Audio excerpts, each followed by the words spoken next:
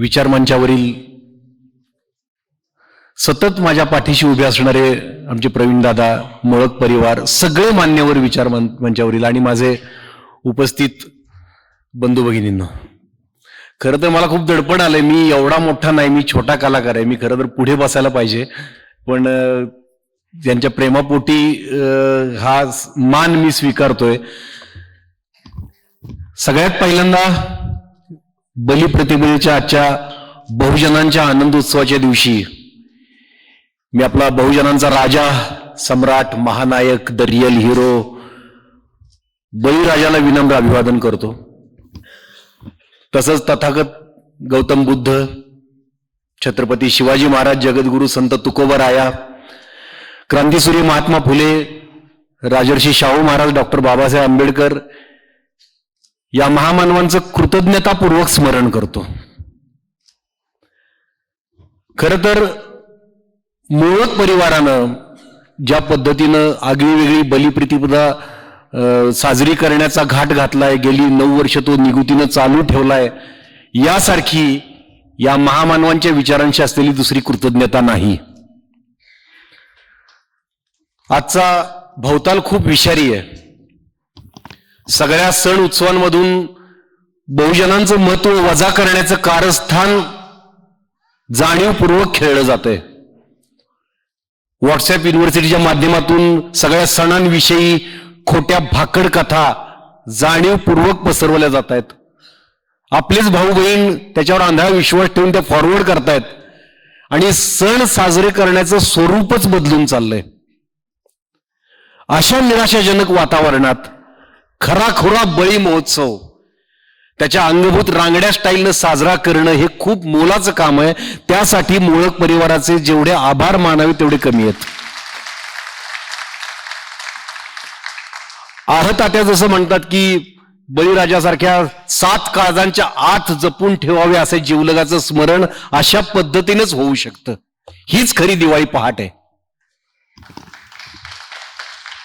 आज माझ्या आसपास ही सगळी बळीराजाची लेकरं आहेत. प्रत्येकाची नाळ मातीशी जोडलेली आहे. इथं उपस्थित असलेल्या प्रत्येकाचे आजी आजोबा किंवा आई वडील काळ्या मातीत राबलेले आहेत. काही जण अजूनही ही सृजनाची कला जोपासत असतील. अशा माझ्या वैचारिक भावकीतल्या भाऊबंधांसोबत दिवाळी पहाट साजरी करायला मिळणे ही कलाकार म्हणून माझ्या दृष्टीनं खूप अभिमानाची गोष्ट आहे.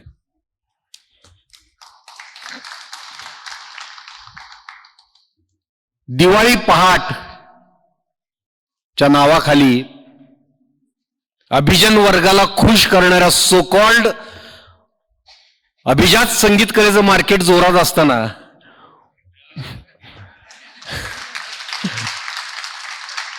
पुण्याच्या हार्टमध्ये इथे बालगंधर्व रंगमंदिरात लोकसाहित्याचा, लोककलेचा, लोकसंगीताचा, लोकगीताचा सन्मान करणं,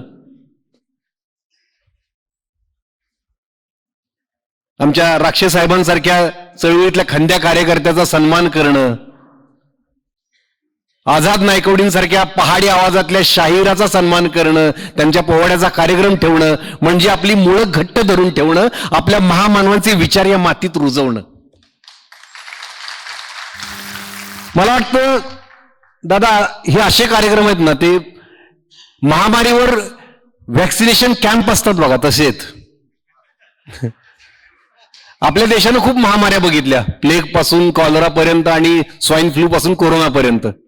प्रत्येक वेळी शास्त्रज्ञांनी लस शोधून काढली, मग ती लस सर्वसामान्यांना उपलब्ध व्हावी म्हणून काही कॅम्प उभे केले गेले. तशीच या महामाऱ्या खूप अलीकडे आल्या. आपल्याकडे हजारो वर्षांपासून एक सामाजिक महामारी सुरू आहे. बहुजनांच्या मेंदूमध्ये मनोवादी विचारांचा विषारू पेरण्याचं काम इथं व्यवस्थित सुरू आहे. त्या महामारीवर आपल्या सगळ्या महामानवांनी लस उपलब्ध करून दिली विचारांची, पण ती लस सुद्धा गेल्या काही काळात दुर्मिळ केली गेली, त्यात भेसळ निर्माण केली गेली. त्यामुळे अशा मंचावरून ती लस आपल्यासाठी उपलब्ध करून दिली जाते. हे खूप मोलाचं काम आहे, खूप महत्वाचं काम आहे. हे हलक्यात घेण्यासारखं नाही. आपल्या महामानवांचा इतिहास आपल्याला सांगताना हा विषाणू फार धूर्तपणे, फार कुटीलपणे, फार कारस्थानीपणे काम करतो. म्हणजे काय करतो की आपल्या महामानवांचा जय जयकार तर करायचा, त्यांना महान तर म्हणायचं, पण त्यांची महानता नेमकी ज्या गोष्टीमध्ये आहे ना तीच गोष्ट लपवून ठेवायची. म्हणजे उदाहरण सांगायचं झालं तर छत्रपती शिवाजी महाराज की जय म्हणायचं, त्यांचा जय जयकार करायचा, पण त्यांचा इतिहास सांगताना मात्र फक्त मग आपलं आग्र्याहून सुटका, शाहिस्तेखानाची बोटं तोडली, अफजल खानाचा कोथळा बाहेर काढला, अशा आणि मुघलांशी झालेल्या लढाईच्या कथा रंगवून रंगवून सांगायच्या, जेणेकरून मुस्लिम द्वेष पसरला जाईल, खरे शत्रू लपून राहतील. गो ब्राह्मण प्रतिपालक सारख्या खोट्या आरोळ्या द्यायच्या, खोट्या आशयाच्या. आणि शिवरायांचं महात्म्य ज्या गोष्टींमध्ये, शेतकऱ्यांसाठी महत्वाचे कायदे करून खरं बळीचं राज्य आणू पाहणारे शिवाजी महाराज, दुष्काळात शेतकऱ्यांची पहिली कर्जमाफी करणारे शिवाजी महाराज, आपल्या सैन्यामध्ये सगळ्या जाती धर्माचे लोक समाविष्ट करून घेणारे, त्यांना महत्वाची पदं देणारे, मुसलमानांपासून सगळे 18 पगड जातीचे लोक त्यात घेणारे, स्त्रियांचा आदर करणारे खरे रयतेचे राजे, हे मात्र आपल्यापासून लपवून ठेवायचे.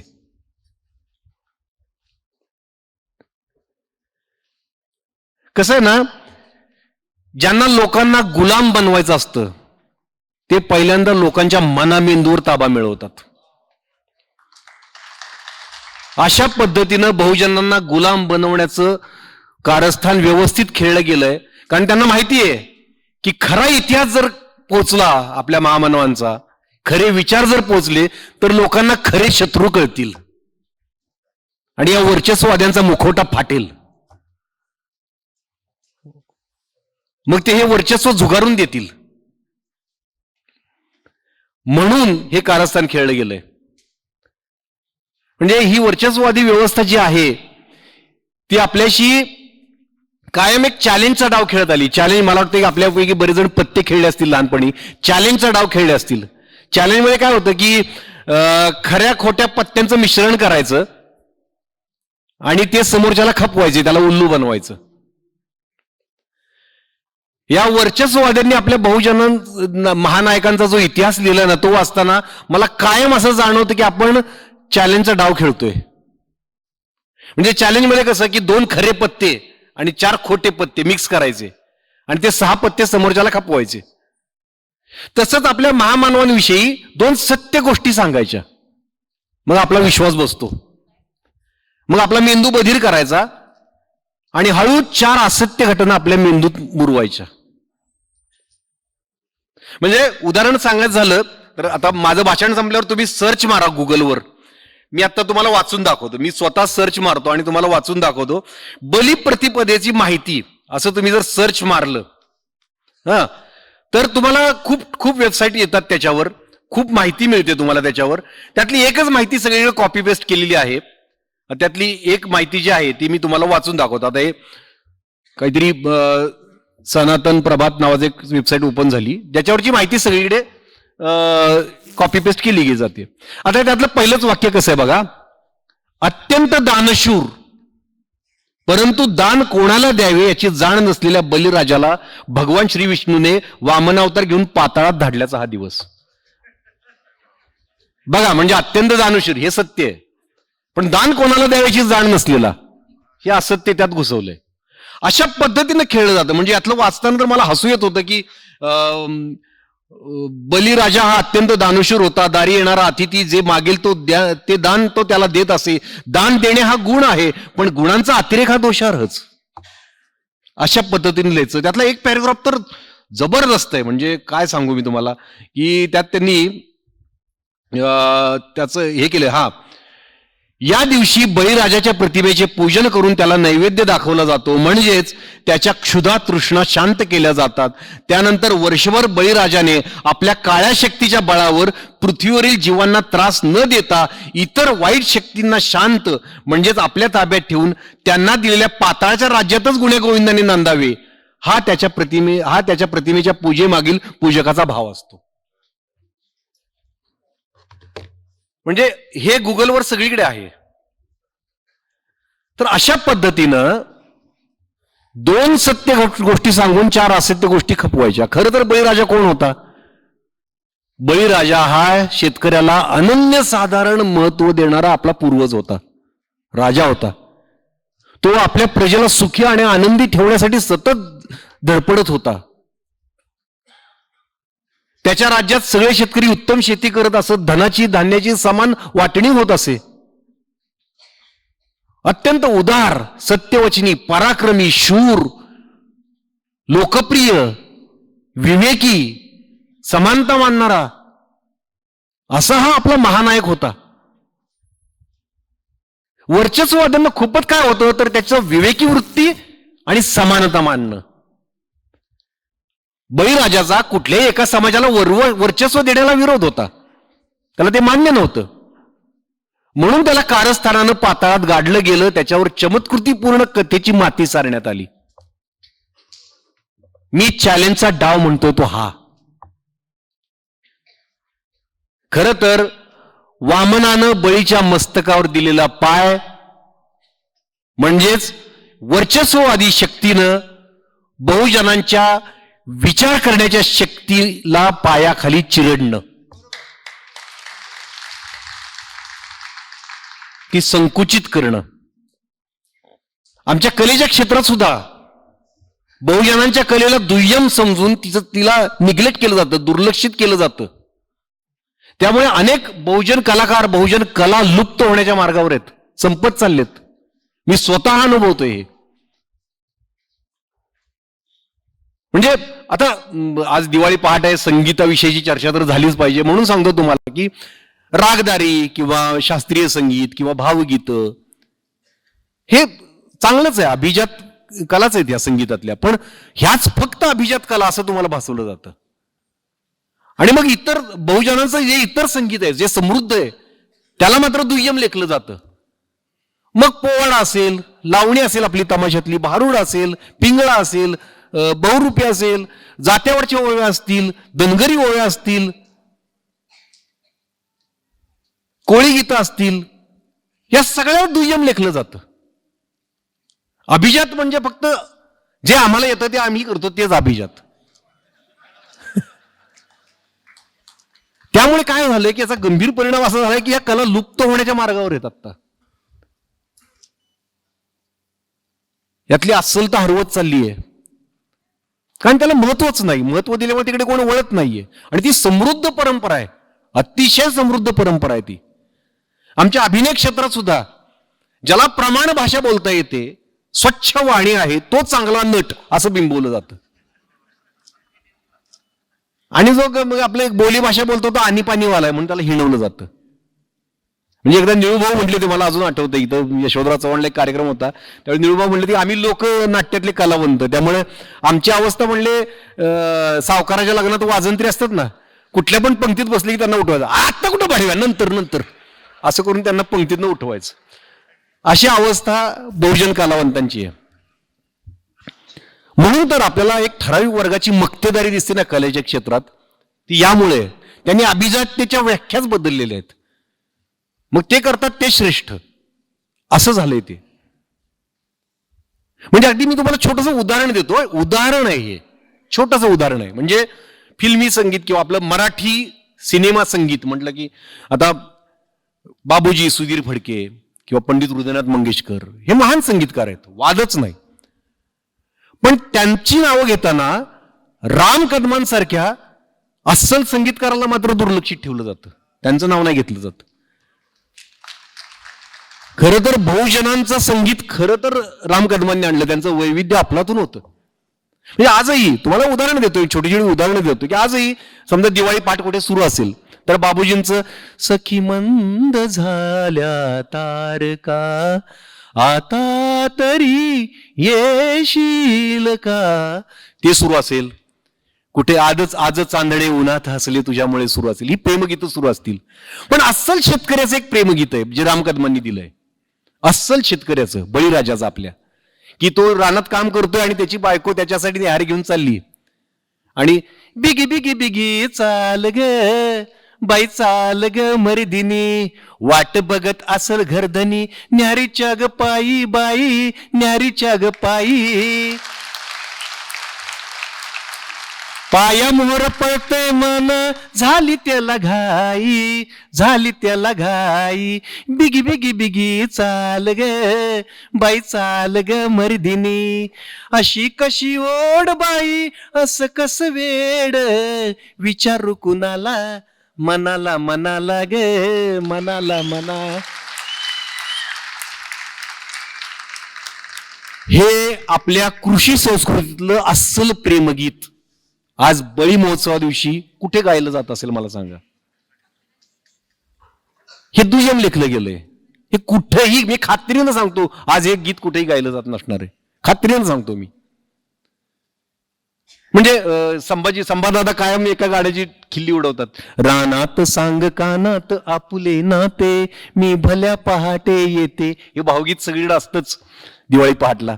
तर संभादादा काय म्हणतात की रानात गेल्यावर कानात कशाला सांगायचंय.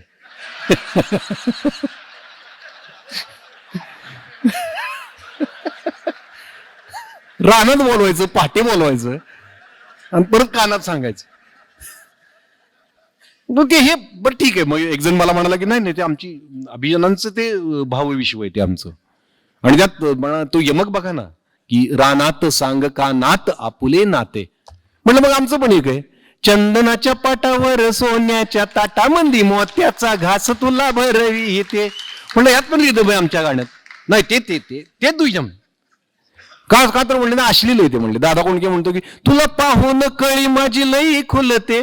म्हणलं खुलते बाबा कळी आमची, आता काय करू. आता रानात तिला पाटे बोलवणं अश्लील नाही. म्हणजे तुम्ही म्हणजे हे आपण खरं तर एक विनोदीच आहे, पण अशा पद्धतीनं दुय्यम लेखलं जातं या कलांना. म्हणजे आपलं पण एक भावविश्व आहे, बहुजनांचं पण एक भावविश्व आहे ना, त्यातलं पण येऊ देत ना पुढे. म्हणजे शुक्रतारा मंदवारा चांदणे पाण्यातून तू अशी जवळी राहा. ठीक आहे, चांगलं, कारण ते गाणंच छान आहे ते. आणि ती अभिजनांची एक प्रेम व्यक्त करण्याची पद्धत आहे की चांदणं दिसतंय आणि तू जवळी राहा माझ्या फक्त. पण बहुजनांचं असं नसतं ना. बहुजन म्हणतं की तू माझी मंजुळ हा गोड तुझा गळा दुरून ग पाहू नको.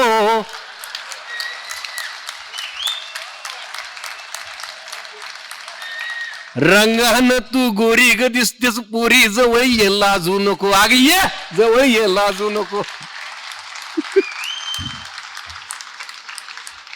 ही बहुजनांची पद्धत आहे, आमची पद्धत आहे ती पण अभिजात म्हणा ना तुम्ही त्याला. आपलं भावविश्व आहे ते. मग आमचं तेच श्रेष्ठ, आमचं तेच अभिजात आणि तुमचं दुय्यम. अशा पद्धतीनं अभिजन वर्गानं बहुजन कलावंतांच्या मस्तकावर पाय दिलेला आहे.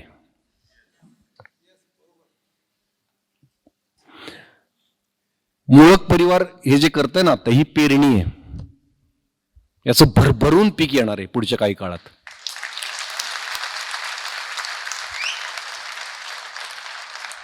तुकाराम महाराज म्हणतात बीज पेरी शेती मग गाडेवरी वाहती. असं गाड्या भरभरून धान्य मिळणार आहे. तो दिवस लांब नसेल जेव्हा हा बळी महोत्सव खेड्यापाड्यात साजरा केला जाईल. अशी दिवाळी पहाट महाराष्ट्रातल्या खेड्यापाड्यात साजरी होईल. मग दिवाळी पहाटेच्या दिवशी कुठून तरी असा आवाज येईल आपल्या शेतकरी गीताचा. गेला वळीव निघून आला मिरग फिरून, कुऱ्या चालल्या रानात सुरू झाली या पेरन, सुरू झाली या पेरन. असं कुठेतरी सुरू असेल, कुठेतरी एखादा अभंग ऐकू येत असेल. आपणा लागी काम वाण्या घरी गुळ, त्याचे याती कुळ काय कीजे. तुका म्हणे काय सालपटाशी काज, फणसातील बीज काढून घ्यावे. असा बहुजनांना मोलाचा संदेश देणारा तुकोबारायाचा अभंग कुठेतरी सुरू असेल. कुठून तरी अमर शेखांचा पोवाडा ऐकू येत असेल. एक रात्री सह्यगिरी हसला, हसताना दिसला आनंद त्याला कसला, झाला उमगेना मानवाला. असा शिवजन्माचा असा रक्त सळसळणारा पोवाडा ऐकू येत असेल. तो दिवस दूर नाही. कसं आहे ना,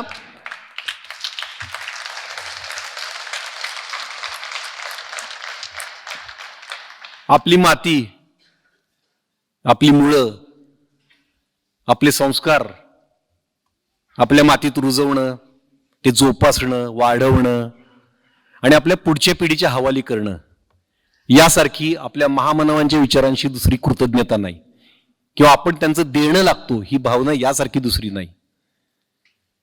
ज्या दिवशी बहुजन बांधव भगिनी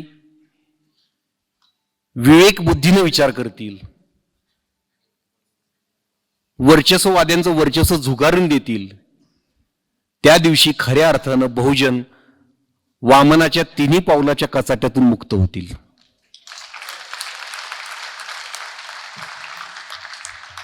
मला तुम्ही इथं बोलवलं, मला माहित नाही, मी खूप छोटा आहे, मी काय बोललो, कसं बोललो आणि माझी भावना तुमच्यापर्यंत पोहोचली का नाही.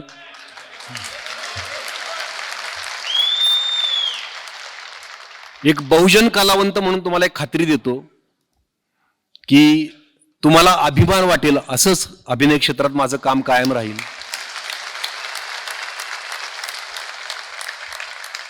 तुम्ही माझ्या पाठीशी उभे राहा कायम, कारण माझ्यावर सुद्धा लक्ष आहे त्या लोकांचं.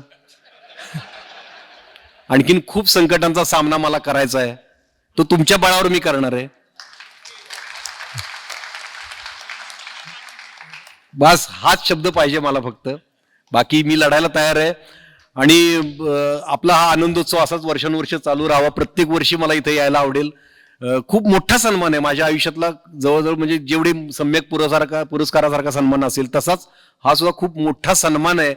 मला माहिती आहे मी खूप छोटा कलाकार आहे, माझी एवढी पात्रता नाही, पण प्रवीण दादांचं प्रेम आहे, मुळक परिवाराचं प्रेम आहे, ते मला इथं घेऊन आलं की मला तो शेर आठवतो की माना के मुश्ते खाक से बढ़कर नहीं हूं मैं. मुश्ते खाक म्हणजे माती, मुठभर माती. मुश्त एक खाक, खाक म्हणजे माती. माना के मुश्ते खाक से बढ़कर नहीं हूं मैं. मग तरी मला इथं का बोलवलं, पर किसी हवा के रहमो करम पर नहीं हूं मैं.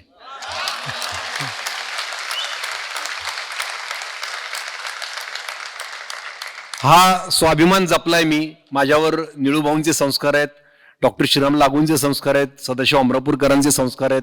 त्यांनी सांगितलंय की अभिनेता हा समाजाचं देणं लागतो. तुम्ही आम्हाला जेव्हा सेलिब्रिटी बनवता तेव्हा मी स्वतः तुमच्यासाठी काहीतरी देणं लागतो, ते देणं मला कायम देत राहायचंय. त्याशिवाय मी कलाकार म्हणून परिपूर्ण होणार नाही. आणि अशा कार्यक्रमांना मला कधीही हक्कानं बोलवा, तुम्ही कुणीही मला कधीही बोलवा, मी वेळात वेळ काढून येत जाईन, कारण अभिनयाबरोबर ही सुद्धा माझी पॅशन आहे. खूप खूप आभार, धन्यवाद. जय जिजाऊ, जय शिवराय, जय भीम.